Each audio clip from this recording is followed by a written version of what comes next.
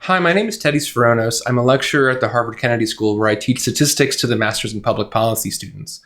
One of the things I was most concerned about going into the fall semester was the absence of conversations. And by conversations, I don't mean the discussions in class and breakout groups and things like that, but conversations that would happen sort of on the periphery of class, outside of the classroom after class where students could ask questions to me and one another, people dropping by my office with questions, and even conversations that students would have in the middle of class, sort of whispering to their neighbor, asking them quick questions and things like that. Those things actually have a huge amount of information in them and also were a really important community building sort of component of the course that I didn't really appreciate until I had to confront with the possibility of not having them.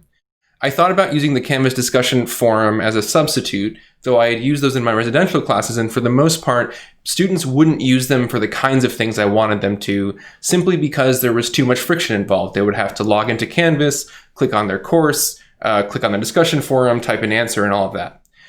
So there was a little bit too much friction involved in doing that, and it sort of wasn't informal enough. It wasn't the kind of really quick back and forth that I was used to having that I thought was a really important part of building a community. So I ended up trying Slack as a way to generate this community. Slack is an app that I used with my teaching team in previous years to help coordinate problem sets and meetings and things like that, but I decided to create one for the entire course.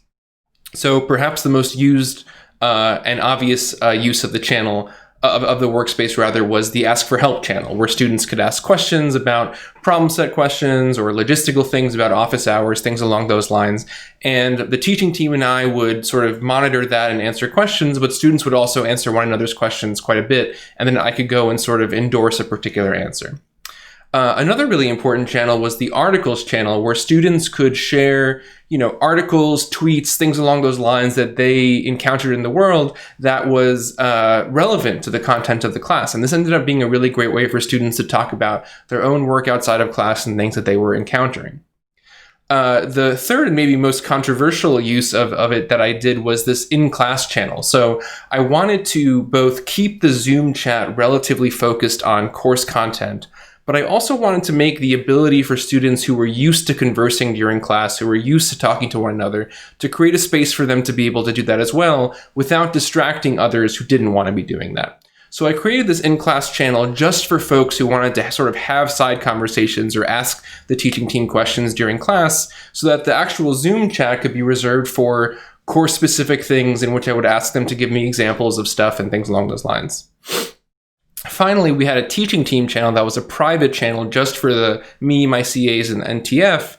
And this ended up being a really useful channel during class because they could message me. This was the only channel that I would get notified of during class. And they could message me, hey, your video is not working, or your screen sharing is off, or things along those lines that would be really useful for me as I was actually teaching. Even just saying this person hasn't been called on in a little while was incredibly helpful, and the kind of feedback I just couldn't get without such a quick messaging platform like this. So in the end, I think this was a really important and useful tool, and one that I'm definitely going to be using in my residential classes.